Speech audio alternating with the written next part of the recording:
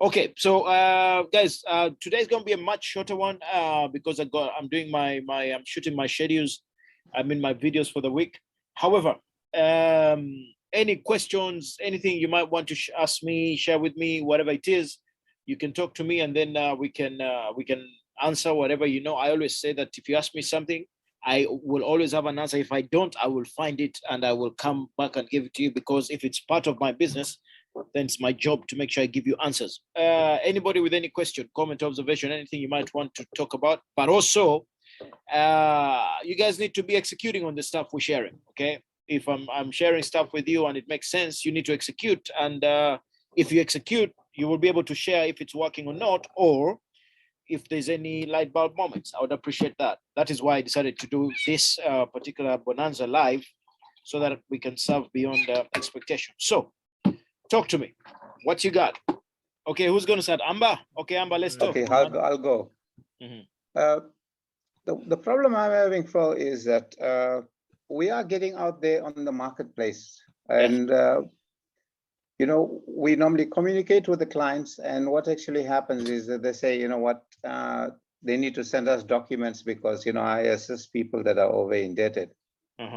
And previously we never had a problem, but you know, with the pandemic, it seems like there's always an issue, and I don't like pushing them too much. Reason being is just that it's like, you know, we are chasing after them. They normally, you know, it's like, I'm going to send it, but not just yet. There is an urgency, but you know, they have some sort of issues all the time. Okay. Amber, just tell me, first tell me what is the business you're in? I forget. What do you do? Okay, I'm in a company called Money and Legal Matters. We assist over indebted individuals resolve their financial woes. Yeah. Yes, I remember. Okay, and the challenge right now is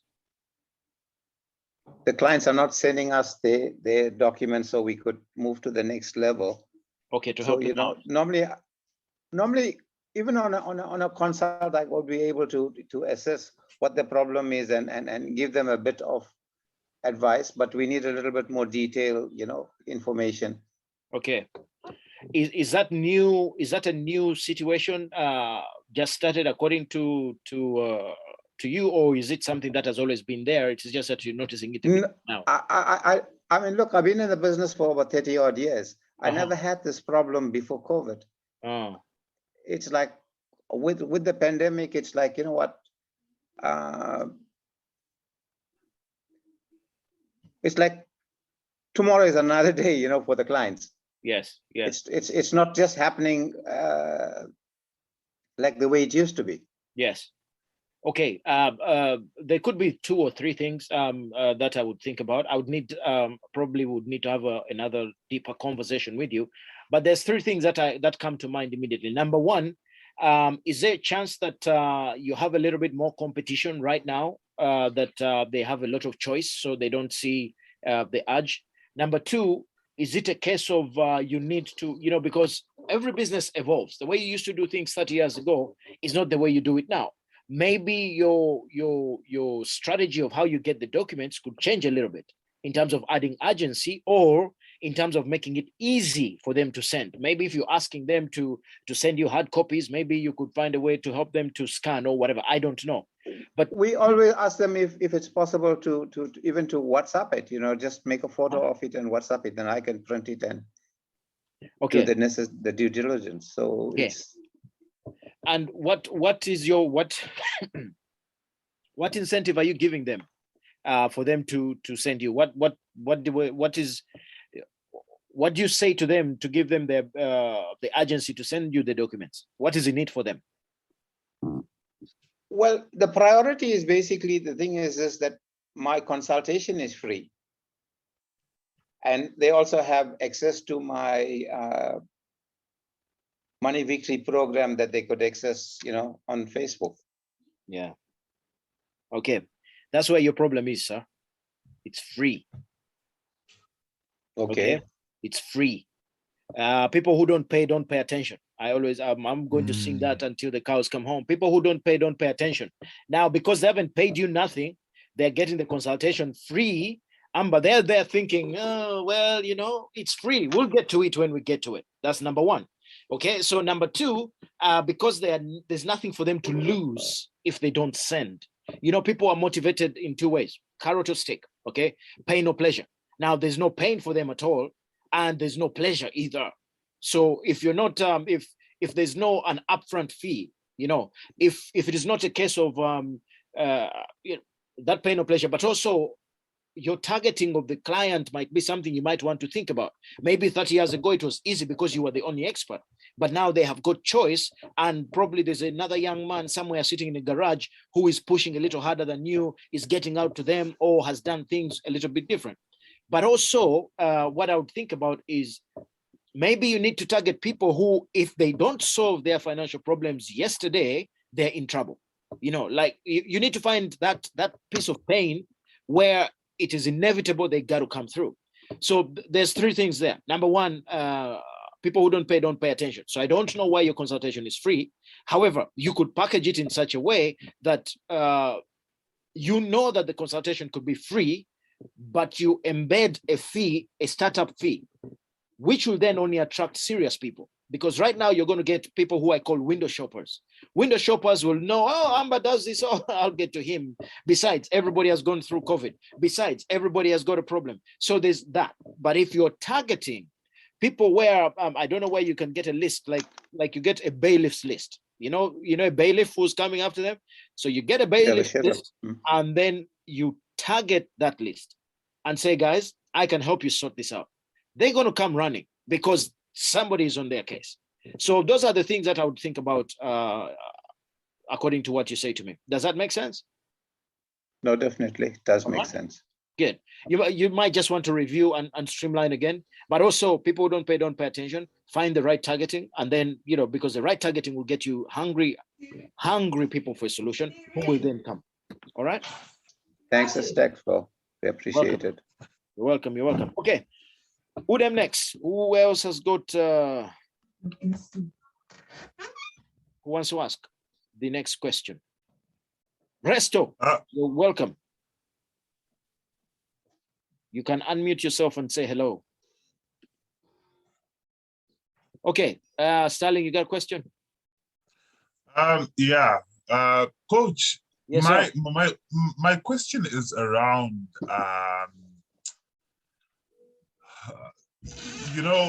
okay, so maybe it's to do with one of the way that I sell a particular product within my leadership development. Yes. But anyway, the one question I want to ask you is, do you think you need to have experienced something in order to give advice on it? So for example, if can I give someone advice on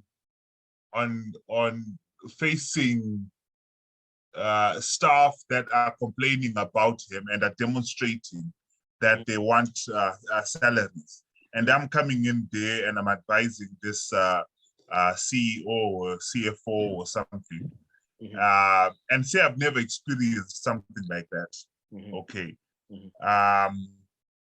Or if it's something that I've read in a book or something, and I want to sell the principle to my client, and yet I've never experienced that, can I sell something I read about Walmart, for example, and yet I've never worked for Walmart, yeah. So what are your thoughts on that, Coach? Okay, two things. Number one, your conviction, Stalin, your conviction that whatever you're going to say is the real deal is a first plus. People will smell your ability to be a little bit shaken if they question you. Number two, Tiger Woods' caddy has never been a great golfer. Okay, but his caddy is his coach. He tells him what to do. He helps him out on the court, but he has never been the best golfer on the planet. One of the greatest books ever written in personal development is a book called Think and Grow Rich by Napoleon Hill. Napoleon Hill was not a rich man, but he went and interviewed 12 of the richest people on the planet. When he was given the job, he was as broke as they come. So he was what you call an expert who has done the work. You're never going to know everything about leadership, but you read more about leadership than any leader out there. Therefore, you have the ability to help them out because you have the information. Mm-hmm. Now, does it help that sometimes you've done the job? Of course it helps. But guess what? If you look at the greatest tennis coach, what's his name? He's an Italian guy, crazy guy, very, very interesting guy. You guys should read about him, okay? He never played a game in tennis, not even one. But he has had six Grand Slam winners. And he has had 6 wives as well. So you can imagine that. Is he African? No, he's not. He's Italian. He's a crazy Italian guy. He's about 99 years old right now, but he's amazing. So to answer your question, yes, of course you can. When I started to do this leadership stuff, it is not that I knew a lot. No, 10 years ago, I was also reading. It's just that I was reading harder than anybody else. I did more research than anybody else in my niche at the time. Therefore, I could speak with authority. And then with doing it over and over and seeing results and refining and getting feedback, and then seeing how I was getting leaders to get results, the more I did it, the more I refined my product. Then I started to speak with authority. But you must start with conviction from day one, because these leaders, sometimes they look at you and say, you're just a trainer. You say, well, I'm a trainer who's going to make you $1 million. How about that? So that conviction of being very, very firm with what you're selling is important. Mm-hmm. People buy your enthusiasm. People buy your confidence. Mm-hmm. So again, to answer your question, absolutely. Your job is to make sure that when you're advising, you show up with big time value. That's what matters. Yeah, right? Yeah. So, I mean, when I look at a guy like Robin Sharma, yes, who gives advice to billion-dollar companies, yes, I don't think he's a billionaire. No. I think he's a millionaire. Yes. Okay. But I'm just wondering, why do billionaires consult millionaires? Someone that has not achieved what you have achieved. Why would someone do that in your? Okay.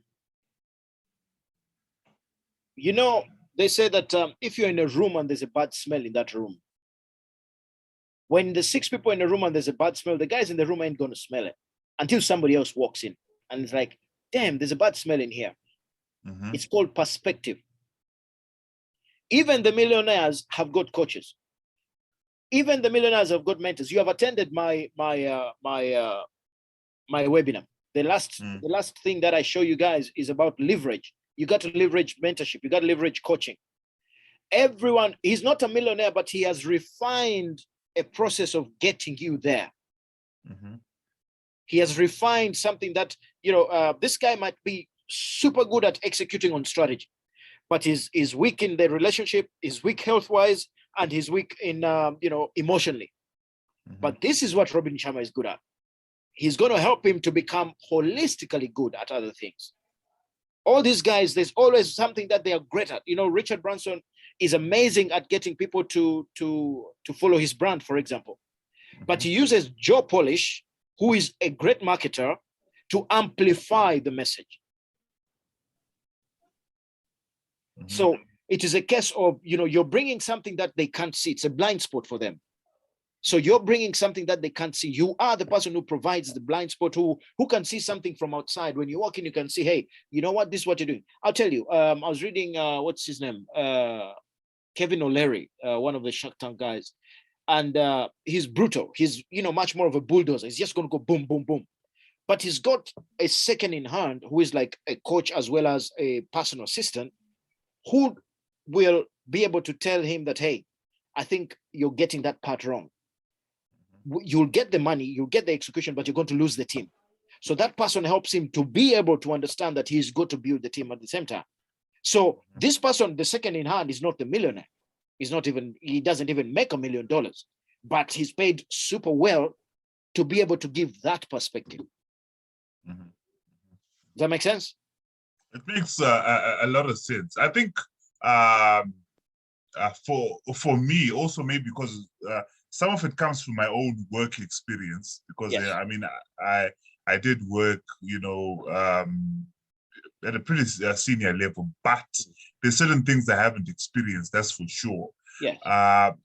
But I sort of can see a problem coming. Yes. You know, Yes. I can see that, whoa, you know, these guys are gonna, the way that they're going, or that if they tweak certain things, yes, they will get to exponential growth or something, you know, like that. But I think maybe where I need to grow is the confidence in knowing that I can give that sort of advice, you know, or walk into a room and tell the guy who runs MTN that, look, you can actually increase your profits if you tweak this, you know, and have the confidence that he will listen to me. yes, And yet I don't make a tenth of what he makes. yes, You know, yeah. And it doesn't matter. You've nailed it. It's your confidence and conviction. You know, one of the things that I usually would tell leaders is I would say, give me your leadership team for 6 months. If we don't increase your profits by 30%, I give you your money back. I've never given one person any money back, and I've done over 30% increase. But it's that conviction, because I know if you give me a group of leaders for 6 months, I'm going to do whatever it takes. If it means I'm going to be awake every day for 18 and 19 hours, studying what works, finding out what is working, and going and sharing with these guys, that's what I'm going to do. But I also know that 80, 90% of the people out there, the reason they're not performing at the highest level is because of lack of that confidence and ability to execute. I know those two things from my own history, from having done a lot of training for many, many years. So when I go in, I know what to focus on. And this is what we'll share with you in today's, whoever wins today's thing, is to teach you what are those things that you do as a consultant to get exponential results. All right. Okay, we got to give somebody else some time. Is that good for you? Are you okay? It's very good stuff. Very good stuff, Coach. I'm waiting for my check. Coach, you know what? I'm quite. It's okay, Kipara, it's okay. Hey, let's speak, Lorraine. Lorraine, how are you doing, my dear? I am well, thank you. Good. Talk to me. Okay. Yesterday you shared that 30-day example. Yes. With practical stuff. Yes. What I wanted to know, say for example, that 15 articles on your subject. Yes. Do you have to share things that you wrote yourself, or can you share from other people on that topic? You can share from other people. If you go and find a great article and you know it would help your niche, you can go copy and paste. You have to give credit to say that, hey, I got this from here. However, the whole purpose of that 30 days is to give you a better understanding of your niche. That is why I want you to do the bulk of the work. Because by the time you're done, you will be so dialed in, you will know so much about them that it will be easy for you to close those deals. All right? Good. Anything else? Coach, I've got a question. Yes. Who's that? At what time do you start the meeting? Exact time, Kenyan time. Your time is 9 p.m. I think. Yes. And then for the guys in South Africa, it's 8 o'clock, isn't it? I think. Yes. Yeah, for the guys in South Africa, it's 8 o'clock, and then it's 8 o'clock. Yeah. Great. Thanks once again, Coach. Guys, get your questions ready tomorrow. We catch up again, and whatever you do, remember that you have the audacity to live life on your terms. Until next time, peace.